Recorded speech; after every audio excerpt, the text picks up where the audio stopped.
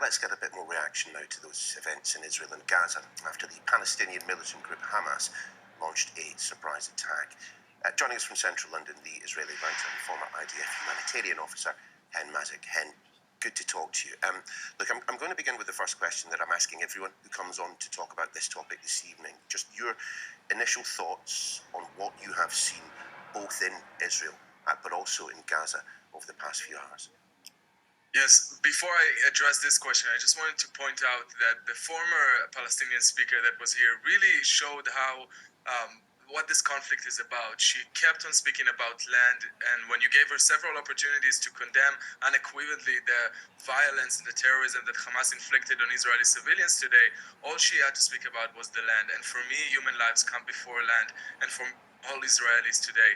And it's just devastating to read this news, and I think it's even more devastating to hear these voices that are unable to bring themselves to a point that seeing Israelis as humans and Jews as humans. And I think that's what this whole situation has come to today. So what then, Hen, did you make of that assault, and indeed the fact that the Israeli security forces, generally very, very astute and understanding what is happening on their borders, that they seemingly had no advance notice of this assault whatsoever? It's devastating, and it's terrifying to think that people had to go through that. I was broken all day long from the morning, speaking to my family and my friends, and everyone in Israel are really terrified for their lives.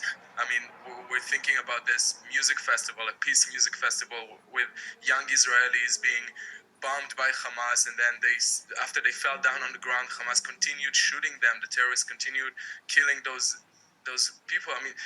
Anyone that is watching us now, I'm sure you have kids or friends that went to a music festival this summer. Just imagine them waking up to people shooting at them and running away while terrorists are shooting at them, trying to kill them. That's someone's children. And to see the images of Israeli civilians being kidnapped and taken hostage from Israel into Gaza, this elderly woman, that's someone's grandma. That's someone's wife, it's someone's child that is being kidnapped. Over 50 Israelis have been kidnapped by Hamas. Those are Israeli civilians, innocent civilians, and they do not deserve that. And we need them home. We need to bring them back home. And I think that's what we need to focus on right now. Well, I suppose that the point that could be made in response to that, and I believe it to be separate to that which we had from our previous speaker, is we've heard from Benjamin Netanyahu this evening that no stone will be left unturned in the pursuit of those responsible for this, that civilians in Gaza should get away. And you've been talking there about the civilian deaths that have occurred on the Israeli side. Given the weight of the response that I imagine Benjamin Netanyahu will be bringing, it seems likely, given that people will find it difficult to get out of Gaza, if not impossible, that there will be concomitant civilian losses on the Palestinian side as well. As someone that served in the Israeli army, I know that the army will do everything they can to minimize civilian casualties. That's what they've been doing the whole time. The truth is that if Hamas did not start this war, and if they just ceased the fire to begin with, there would not be any bloodshed today.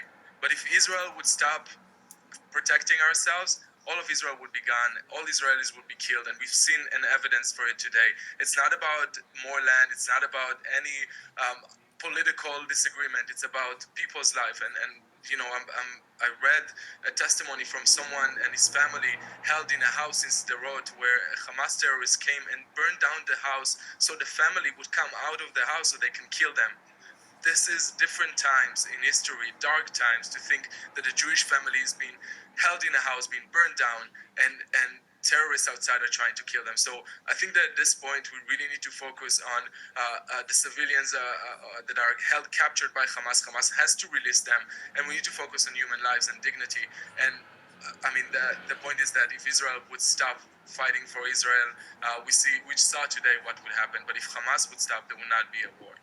But there is no other alternative, is there, Hen, than the fact that this conflict will continue for some time, and there will be deaths, perhaps significant amounts of deaths, on both sides. Every casualty, for me, every person is a world. Every civilian casualty, it's heartbreaking and it's devastating to read that. But the key to solving this conflict is not held by Israel, it's held by the other side. We saw it today. Again, if Hamas did not went into Israel and butchered hundreds of Israeli civilians, children, women, took hostage. It's barbarism of magnitude that I've never thought I would see in Israel.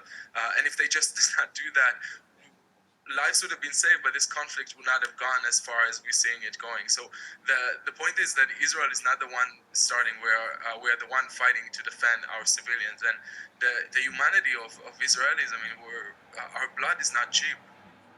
Hen, to draw on your experience from within the IDF, the number of rockets that Hamas were able to fire today, numbering in the thousands, certainly suggests that they have been allowed to rearm, that they have been allowed to bolster themselves. The fact that they were able to make it across the border in so many ways, without the troop build-up or any of the kind of this advanced steps that would need to have been taken, being spotted by the Israeli intelligence services. I mean, that does suggest, doesn't it, not just an immediate catastrophic failure of intelligence, but a continued one, and one that has taken place over a substantial length of time. Yes, and I think we will reach a point that in Israel we will have to do investigation into why this failure happened. It should not have happened. Something like this is in this size is just unheard of, and I know that the Israeli public will hold our government accountable for this, and the government will look into those mistakes that have happened. But for me, I want to focus again on human lives and achieving peace in this situation. Thousands of people are celebrating in Gaza that Israeli people are being killed, that women and children are being murdered and held hostage. Meanwhile, in Israel, you have thousands of people queuing up to donate blood. And for me, it's just a reminder of how important human lives is. And I think that's what we need to focus on stopping the conflict, on ending the bloodshed, and making sure that both Israeli civilians and Palestinian civilians can live in peace and dignity. And that's will not happen as long as Hamas is in power. Hen Mazzig, good to talk to you. Thanks for being with us. Thank you. And of course, we will keep you updated on any developments.